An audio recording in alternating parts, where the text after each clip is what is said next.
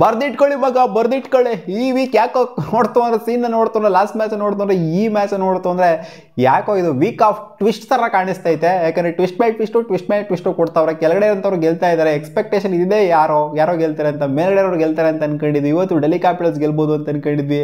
Last match ನೋಡ್ತವ್ರೆ ಹಂಗಾಯ್ತು, ಈ match ನೋಡ್ತವ್ರೆ ಹಿಂಗಾಗ್ತಾ ಇದೆ. ಏನ್ ಗುರುದು ಟ್ವಿಸ್ಟ್ ಬೈ ಟ್ವಿಸ್ಟ್ ಕೊಡ್ತಾವ್ರೆ ಈ ವೀಕಲ್ಲಿ. ಏನಾಗುತ್ತೆ ಅಂತ ಗೊತ್ತಿಲ್ಲ ಈ ವೀಕು. CSK ಬೇರೆ ಇದೆ, CSK ಟ್ವಿಸ್ಟ್ ಕೊಡ್ತಾರೆ ಅಂತ ಕಾದು ನೋಡಬೇಕು. ನಾಳೆನೇ ಇದೆ ಅಂತ ಕಾಣಿಸುತ್ತೆ ಅವ್ರದ್ದು ಮ್ಯಾಚು. ಸೊ ಏನು ಗುರು ಇತ್ತು ಮ್ಯಾಚ್ ಇದು, ಬುಡ್ದವ್ರಿಗೂ ಕೂಡ ಹೋಯ್ತು. ಬಟ್ ವಿಕೆಟ್ಸ್ ಇರಲಿಲ್ಲ ಅಲ್ಲಿ, ಹೊಡೆಯುವಂಥ ಬ್ಯಾಟರ್ಗಳಿರಲಿಲ್ಲ ಡೆಲ್ಲಿ ಕ್ಯಾಪಿಟಲ್ಸ್ ಹತ್ರ. ಸೊ ಇದ್ದಿತ್ತು ಅಂದರೆ ಏನೋ ಚೇಸ್ ಒನ್ ಮಾಡಿರೋಣ. ಬಟ್ ಅನ್ಫಾರ್ಚುನೇಟಾಗಿ ವಿಕೆಟ್ಗಳನ್ನ ಕಳ್ಕೊಂಡ್ರು. ಕೆಲವೊಂದು ವಿಕೆಟ್ KL ರಾಹುಲ್ ಅವರ ವಿಕೆಟ್ ಎಲ್ಲ ಆಗಿರ್ಬೋದು, ಸುಮ್ಮನೆ ಕಳ್ಕೊಂಡ್ರು ಅಂತ ಹೇಳ್ಬೇಕು. ಇದ್ದಿತ್ತು ಅಂದರೆ ಆರಾಮಾಗಿ ಚೇಸ್ ಒನ್ ಮಾಡಿರ್ಬೋದಾಗಿತ್ತು. ಏನಂತ ಹೆವಿ ಟಾರ್ಗೆಟ್ ಏನಲ್ಲ. KKR ಸ್ಟಾರ್ಟಿಂಗ್ ಇವ್ರು ಆಡಿದ ಬ್ಯಾಟಿಂಗ್ ನೋಡ್ತು ಅಂತಂದರೆ 230 240 ರೇಂಜ್ಗೆಲ್ಲ ಹೊಡಿತಾರೆ. 250 ಕೂಡ ಹೊಡೆದು ಬಿಡ್ತಾರೆ ಅಂತ ಅನ್ಕೊಂಡಿದ್ವಿ. ಬಟ್ ಸಖತ್ತಾಗಿ ರೆಸ್ಟ್ರಿಕ್ಟ್ ಮಾಡ್ರು ಡೆಲ್ಲಿ ಕ್ಯಾಪಿಟಲ್ಸ್. ಡೆತ್ ಓವರ್ಸಲ್ಲಿ ರನ್ಸೇ ಬರಲಿಲ್ಲ. ಹಂಗೆ ಯಾಳದು ಹೊರಗಡೆ ಇಟ್ಕೊಂಡ್ಬಿಟ್ರು. ಹಂಗೆ ಡೆಲ್ಲಿ ಕ್ಯಾಪಿಟಲ್ಸ್ ಬೌಲಿಂಗ್ ಯೂನಿಟ್ನ ಮೆಚ್ಕೋಬೇಕು. ಹಂಗೆ ನೋಡೋಕೆ ಹೋಯ್ತಾರೆ. ಫಸ್ಟು ಉಚ್ಚನಾಗಿ ಓಡಿಸ್ಕೊಂತಾರೆ. ಇವತ್ತು ಟಾಸ್ ಗೆದ್ದಿದ್ದು ಡೆಲ್ಲಿ ಕ್ಯಾಪಿಟಲ್ಸ್ ಅವ್ರನ್ನೇ.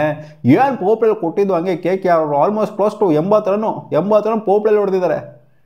ಪೋಪ್ಲಲ್ಲಿ 80 ರನ್ ಹೊಡೆದ್ಬಿಟ್ಟು ಇಲ್ಲಿ 200 ರೆಸ್ಟ್ರಿಕ್ಟ್ ಕ್ಲೋಸ್ ಟು 200 ರೆಸ್ಟ್ರಿಕ್ಟ್ ಆಗಿದ್ದಾರೆ ಅಂತಂದರೆ ಮೆಚ್ಕೊಳ್ಳೇಬೇಕು. ಅಲ್ಲಿಂದ ಆಚೆ ಕಡೆ ರೆಸ್ಟ್ರಿಕ್ಟ್ ಮಾಡಿರುವಂಥದ್ದು, ಅಲ್ಲಿಂದ ಆಚೆ ಕಡೆ ಪುಲ್ ಮಾಡಿರುವಂಥದ್ದು. ಆ್ಯಕ್ಚುಲಿ ಲಾಸ್ಟ್ 5 ಓವರಲ್ಲೇ ಪುಲ್ ಬ್ಯಾಕ್ ಮಾಡಿದ್ದು. ಎಲ್ಗೋ ತೊಗೊಂಡೋಗ್ಬೋದಾಗಿತ್ತು ಇವರು ಗೇಮ್ನ. ಯಾಕಂದರೆ ವಿಕೆಟ್ಸ್ ಇನ್ನೂ ಇದ್ದೋ ಅಲ್ಲಿ. ಲಾಸ್ಟಲ್ಲಿ ಪಟ ನಂಗೆ ವಿಕೆಟ್ಸ್ನ ಕಳ್ಕೊಂಡ್ರು KKR ಅವ್ರನ್ನು ಕೂಡ. ಬಟ್ ಇನ್ನೂ ಹೊಡಿಲೇಬೇಕಾದಂಥ ಇಂಟೆಂಟ್ ಇತ್ತು, ಅದಕ್ಕೋಸ್ಕರನೇ ಕಳ್ಕೊಂಡಿದ್ದು ಅವ್ರು ವಿಕೆಟ್ನ. ಏನು ಓಪನಿಂಗ್ ಪೇರು ಪಾರ್ಟ್ನರ್ಶಿಪ್ನ ಬಿಲ್ಡ್ ಮಾಡಿದ್ದವನು ಅಜ್ಜಿ ಹಾಕೊಂಡು ಗುಮ್ಮುದು ನೋಡಿ ಸರಿಯಾಗಿ ಮಿಚೆಲ್ ಸ್ಟಾರ್ಕಿಗೆ. ಅದೇ ಓವರಲ್ಲೇ ಔಟ್ ಆಗಿ ಹೋದ್ರು ಅಲ್ಲಿ ರಮಾನುಲ್ಲಾ ಗುರ್ಬಾಜು. ಏನು ಕಾನ್ಶಿಯಸ್ನೆಸ್ ಇತ್ತು ಅಲ್ಲಿ ಮಿಚೆಲ್ ಸ್ಟಾರ್ಕಿಗೆ. ಇಲ್ಲಾಗರು ಔಟೇ ಅಂತ ಇದ್ರು. ಅಂಪೈರು ಇರಪ್ಪ ನೀನು ಸ್ವಲ್ಪ, ನಾನು ಹೋಗ್ಬಿಟ್ಟು ಅಲ್ಲಿ ಥರ್ಡ್ ಅಂಪೈರ್ ಕೆಳಕೊಬತ್ತೀನಿ, ಅದು ಔಟ್ ಇಲ್ವಾ, ಎಡ್ಜಾಗಿಲ್ವಾ ಅಂತ. ಔಟೇನೇ ಇತ್ತು. ಕಡೆಗೆ ವಿಪ್ರಾಜ್ ಅವರು ಬಂದ್ಬಿಟ್ಟು ಅಲ್ಲಿ LBW ಮಾಡಿ ಕಚ್ಚಿಸಿದ್ದು ಸುನಿಲ್ ನರೈನ್. ಇವತ್ತು ಇಬ್ಬರು ಹಂಗೆ ಕಚ್ಕೊಂಡ್ರು ಪಾಟ್ ಅಂತ. ಸುನಿಲ್ ನರೈನ್ ಜೊತೆಗೆ ಅಜಿಂಕ್ಯ ರಹಾನೆ ಇಬ್ಬರು ಹಂಗೇನೆ ಕಚ್ಕೊಂಡಿದ್ದು. ಅಜಿಂಕ್ಯ ರಹಾನೆ ನೋಡಿಲ್ಲ, ಅಂಪೈರ್ ಡಿಸಿಷನ್ನೇ ಬೇಡ ನಾನೇ ಹೋಗ್ತೀನಿ ಗುರು ಅಂತ ಹೋಗ್ತಾ ಇದ್ದಾರೆ. LBW ಅಂಪೈರ್ ಕೈ ಎತ್ತಕ್ಕಿಂತ ಮುಂಚೆನೇ ನಡ್ಕೊಂಡು ಹೋಗ್ತಾ ಇದ್ದಾರೆ ಹಂಗೇನೆ ಅಜಿಂಕ್ಯ ರಹಾನೆ. ಅಕ್ಷರ್ ಪಟೇಲ್ ಅವರು ಆ ವಿಕೆಟ್ ಇದ್ದು. ಒಟ್ಟಲ್ಲಿ ಎಲ್ಲ ಒಂದು 20+20+ ಎಲ್ಲ ಚಿಕ್ಕ ಕಾಂಟ್ರಿಬ್ಯೂಷನ್ ಕೊಟ್ಟಿದ್ದಾರೆ. So Vaibhav Suryavanshi majority chunk of the runs 40+ನ ಹೊಡೆದಿದ್ದು. ಸೊ ಪರವಾಗಿಲ್ಲ, ಡೀಸೆಂಟ್ ಕಾಂಟ್ರಿಬ್ಯೂಷನ್, ಚೆನ್ನಾಗೇ ಅಂತ ಹೆವಿ ಸ್ಟ್ರೈಕ್ ರೇಟ್ ಅಂತಲೂ ಹೇಳೋಕ್ಕಾಗಲ್ಲ. ಒಟ್ಟಲ್ಲಿ ಓಕೆ ಡೀಸೆಂಟ್ ಸ್ಟ್ರೈಕ್ ರೇಟಲ್ಲಿನೇ ಆಡಿದ್ದಾರೆ. ಚಮೀರಾ ಅವರು ಅವರ ವಿಕೆಟ್ನೇ ಎತ್ತಿದ್ರು. ಸೊ ಪಾರ್ಟ್ನರ್ಶಿಪ್ಪು ಚೆನ್ನಾಗೇ ಬಿಲ್ಡ್ ಆಯಿತು. ಅಜಿಂಕ್ಯ ರಹಾನೆ ಒಂದು ರೇಂಜಿಗೆ ಪರವಾಗಿಲ್ಲ ಚೆನ್ನಾಗೇ ಆಡ್ತಿದ್ರು ಸೂರ್ಯವಂಶಿ ಅವರ ಜೊತೆಗೆ. ಸೊ ಜಿಂಕ್ಸ್ ಔಟ್ ಆಗದಂಗೆ ಇವ್ರ ಜೊತೆಗೆ ಪಾರ್ಟ್ನರ್ಶಿಪ್ನ ಬಿಲ್ಡ್ ಮಾಡಿದ್ದು. ರಿಂಕು ಸಿಂಗ್ ಆ್ಯಕ್ಚುಲಿ ಔಟ್ ಆಗಿದ್ರು. 14 ರನ್ಗೇನೋ ಔಟ್ ಆಗಬೇಕಾಗಿತ್ತು. ಔಟ್ ಆಗಿದ್ರು. ಇನ್ಫ್ಯಾಕ್ಟು DRSನ ತೊಗೊಂಡಿತ್ತು ಅಂದರೆ ಎಡ್ಜ್ ಆಗಿತ್ತು ಅಲ್ಲಿ ಅಕ್ಷರ್ ಪಟೇಲ್ ಅವರ ಬೌಲಿಂಗಲ್ಲಿ. ಬಟ್ ಬಿಡ್ತಾರೆ ಅದನ್ನ. ಏನು ಅಂತ ಹೆವಿ ಏನು ಒಂದು 50 ಹೊಡೆದ್ಬಿಟ್ರ ರಿಂಕು ಸಿಂಗು. ಬಟ್ 4-6 ಎಲ್ಲ ಹೊಡೆದ್ರು. ಅದಾದ್ಮೇಲೆ ಒಂದು 36 ರನ್, ಅಲ್ಲಿಂದ ಒಂದು 20 ರನ್ನ ಎಕ್ಸ್ಟ್ರಾ ಸೇರಿಸಿದ್ರು. ಔಟ್ ಆಗಬೇಕಾಗಿತ್ತು ಮುಂಚೆನೇ, ಔಟ್ ಆಗಿಲ್ಲ. ಒಂದು 20 ರನ್ ಎಕ್ಸ್ಟ್ರಾನ ಸೇರಿಸಿದ್ರು.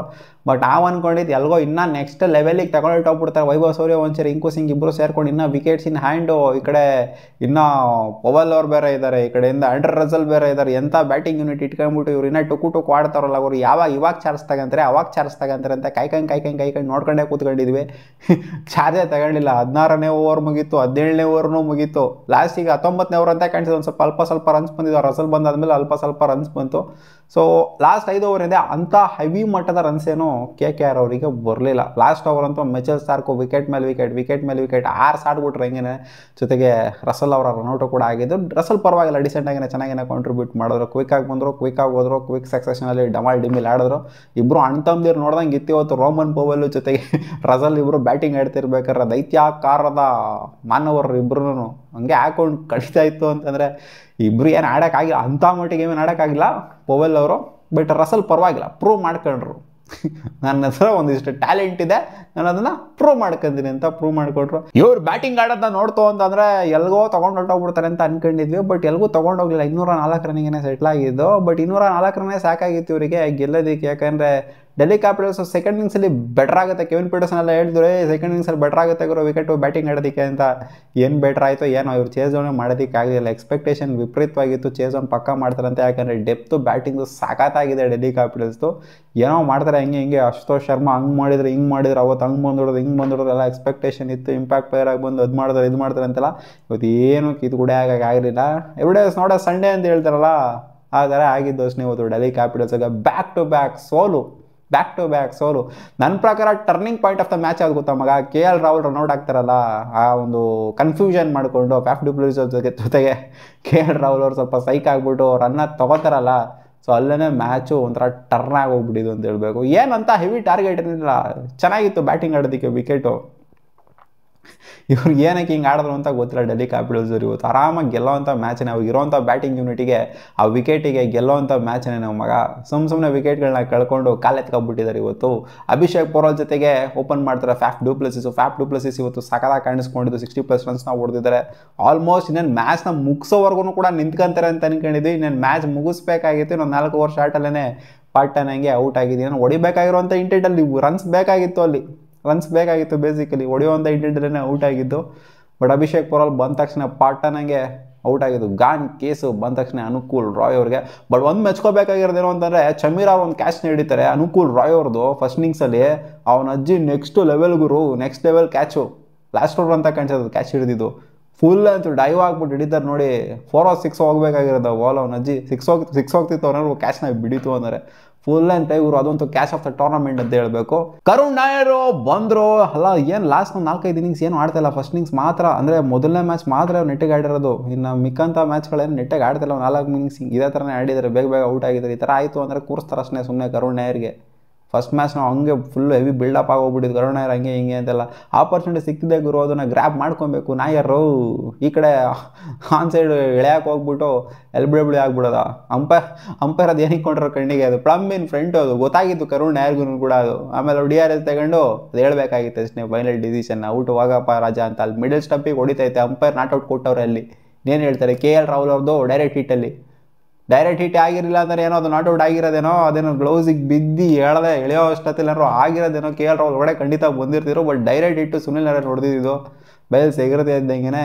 ಜಸ್ಟ್ ಹೋಗೋರು, ಜಸ್ಟು ಮ್ಯಾಟರ್ ಆಫ್ ಮಿಲಿಮೀಟರ್ ಅಂತ ಹೇಳಬೇಕು ಅಷ್ಟೇ. KL ರಾಹುಲ್ ಅವ್ರದ್ದು ಲೈನ್ ಮೇಲೇ ಇತ್ತು, ಲೈನ್ ಒಳಗೆ ಬಂದಿರಲಿಲ್ಲ ಅಷ್ಟೇ.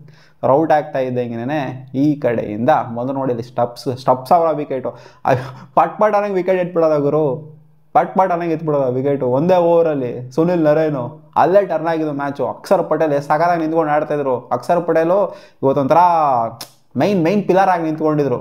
ಫ್ಯಾಫ್ ಡು ಪ್ಲೆಸಿಸ್ ಆಡ್ತಾಯಿದ್ರು ಅವ್ರ ಜೊತೆಗೆ. ಬಟ್ ಆದ್ರೂ ಅಕ್ಷರ್ ಪಟೇಲ್ ಎಂಥ ಸ್ಟ್ರೈಕ್ ರೇಟಲ್ಲಿ ಆಡ್ತಾಯಿದ್ರು ಅಂತಂದರೆ ಎಲ್ಲ ತೊಗೊಂಡು ಹೊರಟೋಗ್ಬಿಡ್ತಾರೆ, ನೀವು ಮ್ಯಾಚ್ನ ಮುಗಿಸ್ಬಿಡ್ತಾರೆ ಅನ್ನೋ ಥರ ಆ ರೇಂಜಿಗೆ ಆಡ್ತಾಯಿದ್ರು. ಬಟ್ ಅಕ್ಷರ್ ಪಟೇಲ್ ಅವರ ವಿಕೆಟ್ ಇದ್ದಿದ್ದಾರೆ, ಸ್ಟಪ್ಸ್ ಅವರ ವಿಕೆಟ್ ಇದ್ದಿದ್ದಾರೆ.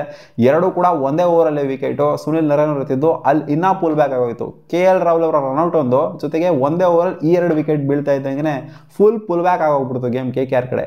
ಇನ್ನೇನಲ್ಲಿ ಉಳ್ಕೊಂಡಿದ್ದು ವಿಪ್ರಾಜ್. ಅಶ್ವತೋಷ್ ಶರ್ಮಾ ಕೈಲೂ ಏನೂ ಕಿತ್ತಾಕಾಗಲಿಲ್ಲ. ಬಂದ ಪುಟ್ಟ ಓದ ಪುಟ್ಟ ಆ ಥರ ಪರಿಕಂಡೆಲ್ಲ ಹೊಡೆಯಕ್ಕೆ ಹೋಗ್ಬಿಟ್ಟು ಔಟ್ ಆಗಿ ಹೋಗಿದ್ದು. ಅಲ್ಲಿ ವರುಣ್ ಚಕ್ರವರ್ತಿ ಬಂದ್ಬಿಟ್ಟು ಅಲ್ಲಿ ಬಾಟಮಲ್ಲಿ 2 ವಿಕೆಟ್ನ ಎತ್ತಿದ್ದಾರೆ. 12ನೇ ಓವರ್ ಬೌಲಿಂಗ್ ಮಾಡ್ಬಿಟ್ಟು ಇನ್ನೇನು ಸ್ಟಾರ್ಕ್ ಅವ್ರದ್ದೆಲ್ಲ ಎತ್ತು ಕಳಿಸ್ತಾರೆ. ವಿಪ್ರಾಜ್ ಒಬ್ಬರು 19ನೇ 20ನೇ ಓವರ್ವರೆಗೂ ಇದ್ರು ನೋಡಿ ಸರ್ವೈವ್ ಹಾಕೊಂಡು. ಲಾಸ್ಟ್ ಓವರ್ ರಜಲ್ ಮೇಲೆ ಹೋಪ್ ಇಟ್ಬಿಟ್ಟು 20+ ಬೇಕಿತ್ತು ಲಾಸ್ಟ್ ಓವರು. ಇನ್ನೇನು ಗೊತ್ತಾಗಿತ್ತು ಆಲ್ಮೋಸ್ಟ್ ಎಷ್ಟು 25-26 ರನ್ ಎಲ್ಲ ಹೊಡಿಯೋಕ್ಕಾಗತ್ತಾ ವಿಪ್ರಾಜ್ ಕೈಲಿ.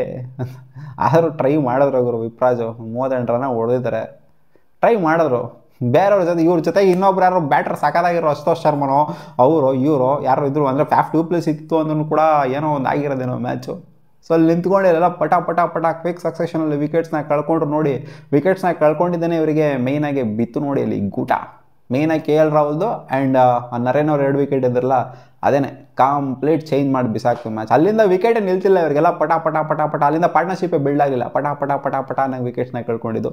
ಫ್ಯಾಫ್ ಡು ಪ್ಲೆಸಿಸ್ ಕೂಡ ಗಾನ್ ಕೇಸ್ ಆಗಿದೆ. ಇನ್ನೇನಲ್ಲಿ ಲಾಸ್ಟ್ ಓವರಲ್ಲಿ ಹೊಡೆಯೋಕ್ಕಾಗುತ್ತೆ ಅಂತ ನಿಮ್ಗೆ ವಿಪ್ರಾಜ್ ಎಕ್ಸ್ಪೆಕ್ಟೇಷನ್ ಇತ್ತು, ಏನೋ ಒಂದು ಸ್ವಲ್ಪ ಟ್ರೈ ಮಾಡ್ತಾರೆ ಅಂತ. ಬಟ್ ಅವ್ರ ಕೈಲೂ ಕೂಡ ಆಗಲಿಲ್ಲ, ಔಟ್ ಆಗಿ ಹೋದರು. ಸೊ ನಿಮಗೇನು ಅನ್ನಿಸ್ತು ಮಗ ಇವತ್ತಿನ ಮ್ಯಾಚು ಕಾಮೆಂಟ್ ಸೆಕ್ಷನಲ್ಲಿ ಹಾಕಿ. ಒಟ್ಟಿನಲ್ಲಿ ಈ ಒಂದು ವೀಕ್ನ ನೋಡ್ತು ಅಂತಂದರೆ ಟ್ವಿಸ್ಟ್ ಮೇಲೆ ಟ್ವಿಸ್ಟು ಕಾಣಿಸ್ತೈತೆ. ನೋಡೋಣ ನಾಳೆ ಮ್ಯಾಚ್ ಏನಾಗುತ್ತೆ ಅಂತ. ಮತ್ತೆ ಸಿಗೋಣ ಮುಂದಿನ ವಿಡಿಯೋದಲ್ಲಿ. ಬಾಯ್.